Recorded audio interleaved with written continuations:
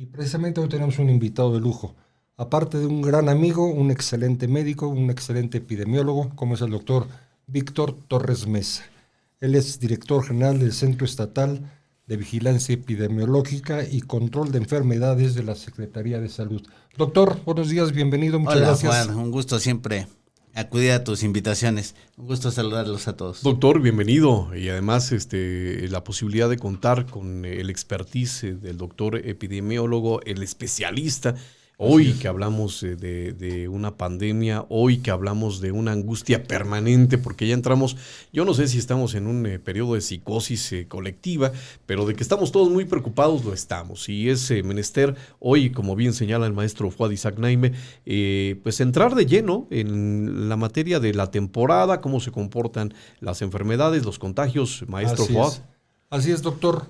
¿Qué nos puedes platicar de esta temporada invernal que ya está encima? Que a partir, como dice Alejandro, la pandemia y todo lo que nos ha pasado en estos días, bueno, ya de casi 3 años para acá. ¿Qué nos puedes platicar? Mira, dos cosas interesantes. Temporada invernal prácticamente para la Secretaría de Salud empieza el 1 de octubre y termina hasta el 21 de marzo. Sí. 21 de marzo. Que de alguna manera tienen comportamientos, ciertas enfermedades, lo has adelantado, las respiratorias agudas, que tienen su gran pico al final del año. Doctor, ¿el frío enferma como tal? Hace predisponer a tu aparato respiratorio para que los agentes infecciosos lleguen a tu Pero el frío como tal no enferma, pues. Entonces. Bueno, sí, hay enfermedades, por ejemplo, la hipotermia. Sí, que, claro. que son condiciones en época, y nosotros en las zonas serranas, la temporada invernal estamos preocupadas. Sí, claro. Por los problemas de hipotermia, por los problemas de la gente que mete los anafres o calienta sus domicilios con estos menesteres. Y entonces hay un factor de riesgo adicional de las enfermedades respiratorias, la hipotermia, la intoxicación por gas butano, monóxido de carbono, que es frecuente en las dos grandes zonas serranas, la zona del volcán de Toluca y la del Popo Ixta, que son donde tenemos las más bajas temperaturas. Así es. Y en esta época tenemos las clásicas enfermedades respiratorias, pero recordar, COVID no se ha ido. Y COVID es una enfermedad respiratoria que reactiva, nos hemos dado cuenta, en el 2021, en el 21-22 y ahora en el 22-23, que puede reactivarse la COVID-19. Además, la influenza, que de alguna manera tuvo un descenso importante en el 2021. La gran cantidad de SARS-CoV-2 que tuvimos en el 2021 hizo que no tuviera esos picos COVID, influenza. Pero ahora estamos viendo que ya se adelantó. Tenemos grandes números de casos de influenza ya en octubre, cuando nosotros los tendríamos esperando diciembre, enero, y por eso la importancia de vacunarnos en este momento de influenza. Una enfermedad respiratoria en estos momentos en el país, hay que pensar primero en influenza. Antes que COVID. Y después de COVID-19. Ese es el mecanismo que estamos viendo en estas enfermedades, apenas empezando ya diciembre. Doctor, ¿este fenómeno por qué se presenta? ¿Por qué se adelanta la influenza? ¿Hubo cambio en la estructura y nuestros comportamientos y la forma en que nos estábamos movilizando socialmente? ¿Es efecto lateral de ello? Por supuesto. Mira, una parte importante es, nos quitamos el cubreboca. Lo que no notamos en los anteriores inviernos 20 y 21 es que el uso del cubreboca por el riesgo de COVID disminuyó influenza. El cubrebocas sí ayuda. Por supuesto. Es la mejor medida gratuita que te previene COVID, influenza, contaminación atmosférica en la causa del Valle de Toluca, de ozono y partículas, y además enfermedades digestivas porque no te estás metiendo las manos a la boca porque tienes ahí el cubreboca. Entonces, una parte muy importante que tiene el mecanismo es la protección con cubrebocas y número 2, la vacuna. La gente que se vacuna en forma oportuna de influenza, por supuesto que no se va a infectar, y por eso hacemos un llamado importante, grupos vulnerables. En esta época del año, los niños pequeños, menores de 5 años, los adultos mayores de 60 años son particularmente mayor candidato a que tengan COVID-19 influenza o cualquier otra enfermedad respiratoria. Entonces, si no nos hemos ido a vacunar, es momento de irnos a vacunar porque nos esperan unos inviernos importantes en esta zona. Sí, es una región particularmente. Y más por los fría. antecedentes. Yo recuerdo, Víctor, por ahí el 2009, que nos tocó cuando la influenza, que fue una alerta pero increíble en el Estado de México, bueno, en todo el país. Perdón la ignorancia, ¿qué es más dañino? ¿La influenza, COVID, es algo semejante, es algo similar o qué pasa? Totalmente de acuerdo. En términos de riesgo en este momento, es más riesgo influenza por los factores que tiene de letalidad. COVID-19, es decir, tenemos ya 3 años de estar con SARS-CoV-2 conviviendo. El Omicron ha cambiado este serotipo del SARS-CoV-2. Tenemos más o menos 3 o 4 vacunas de COVID-19.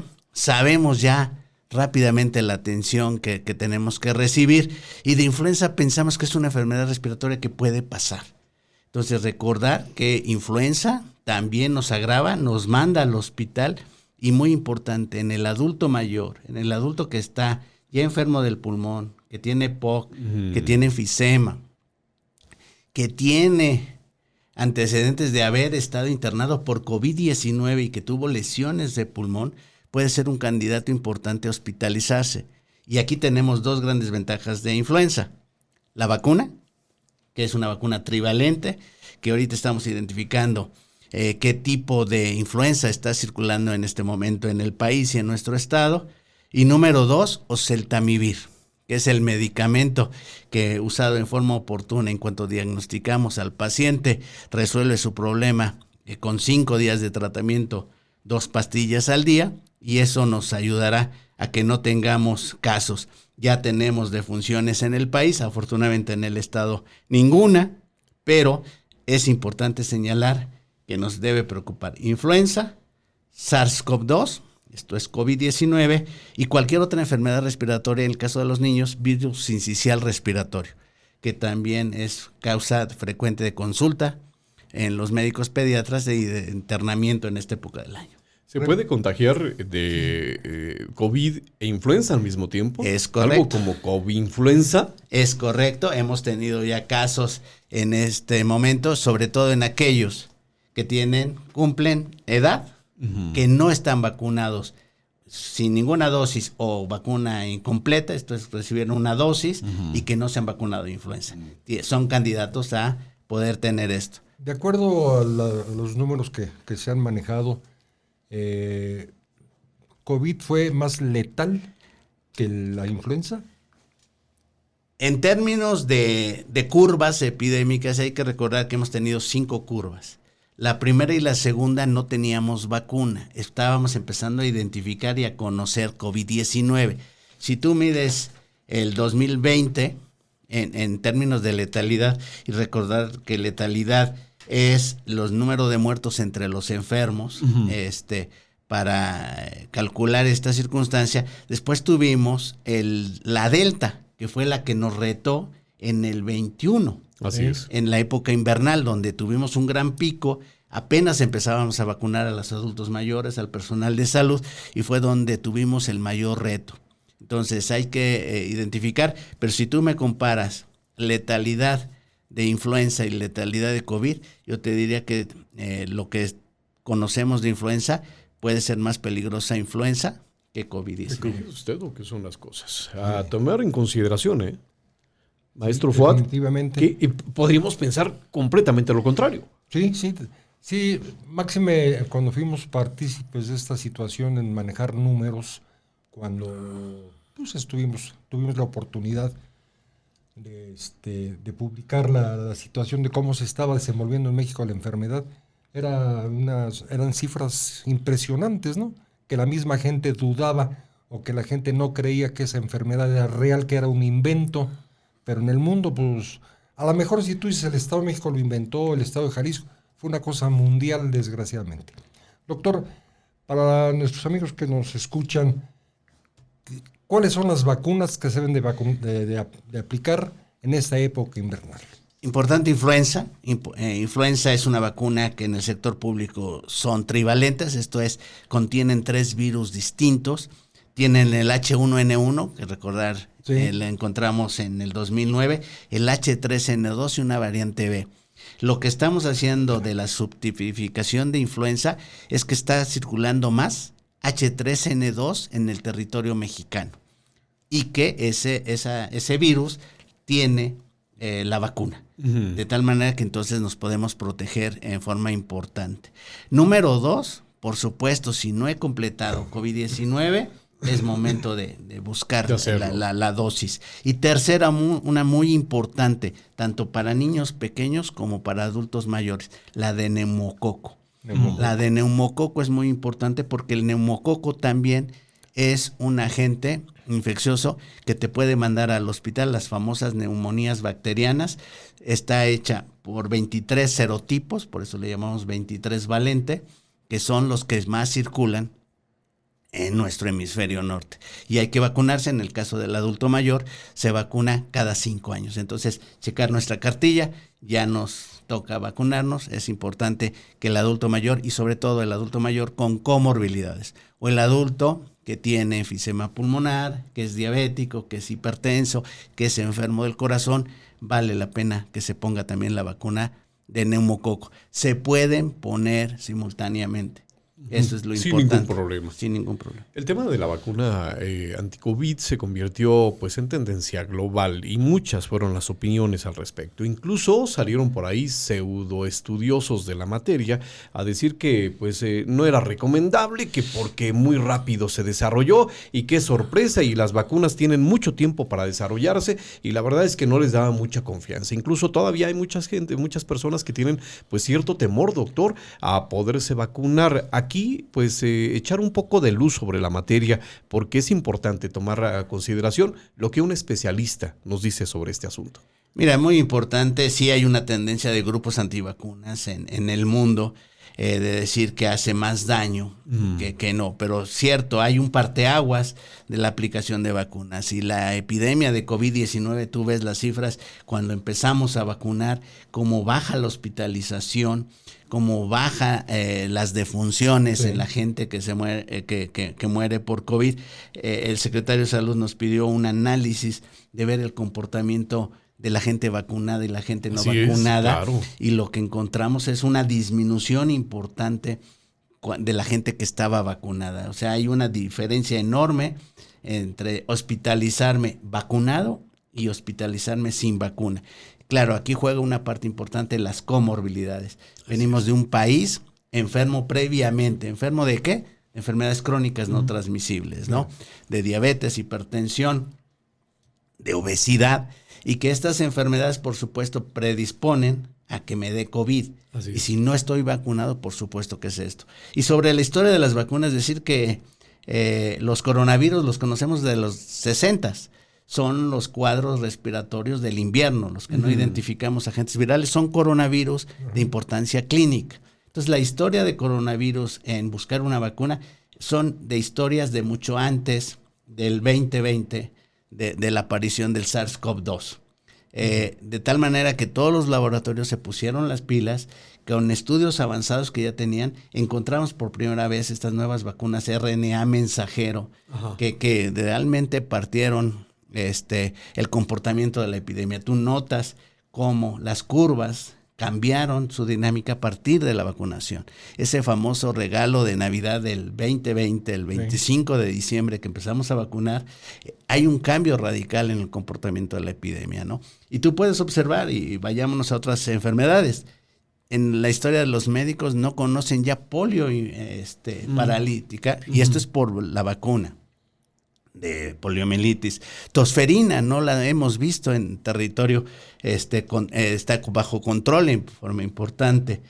Tétanos neonatal prácticamente en números mínimos, y eso se debe solamente a la aplicación de las vacunas. La historia de este país, de la esperanza de vida de 75 años, se debe mucho que no nos morimos hace 70 años de enfermedades de los niños, ¿no? Sí, de la infancia. De la infancia. Y esto es porque las mamás cumplen el esquema de vacunación. En algún estudio que hicimos hace algunos años, 99.9 de las mamás te presentaban las cartillas de vacunación de sus hijos. Pero diferente en el adulto. Nos cuesta más trabajo vacunarnos a los adultos que a los niños. Conste que ya traemos ahí un historial de vacunas que nos permite, como bien señala el doctor, pues llegar a estas edades. Claro. Sí. Doctor, entonces una pregunta. ¿Para vacunarme de influenza, si voy saliendo de una gripa, no tengo problema? Sin ningún problema. La única real contraindicación es temperaturas arriba de 38.5. Y entonces ahí lo importante, pues en lugar de pasar a la zona de vacunas, pasa al consultorio a que te revisen por qué tienes ese cuadro de fiebre en forma importante. Pero realmente no hay contraindicación importante para influenza. Llevemos a los niños pequeños menores de 5 años, las mujeres embarazadas, es otro de los puntos también muy importantes. Vacúnenlas porque la vacuna en los niños empieza a partir de los 6 meses de edad y hasta los 5 años. Entonces la protección del niño recién nacido a los 6 meses se los da los anticuerpos que la mamá generó durante el embarazo cuando la vacunamos. Claro. Entonces fue la parte importante, las mujeres embarazadas. Hemos vacunado también a nuestros colegas médicos, que es lo importante, vacunarlos a ellos, porque ellos están frente a los pacientes. Y por eso, vuelvo a repetir, si yo tengo una enfermedad respiratoria aguda, malestar general, yo puedo pensar primero en influenza y después, por supuesto, hacerle una prueba de antígenos y ver si tiene COVID-19, porque podemos tener lo que decíamos, influenza y COVID. Muy bien. ¿Y la neumonía? ¿Tenemos alguna vacuna? O sea, ¿se puede uno vacunar contra neumonía? Neumonía 23 valente, por supuesto, el adulto mayor tiene que tener esta vacuna cada 5 años y en el caso de los niños también la ponemos en forma importante. Recordar, además de las respiratorias agudas, tenemos otra vacuna que es el del rotavirus. Las diarreas invernales, eso de forma importante.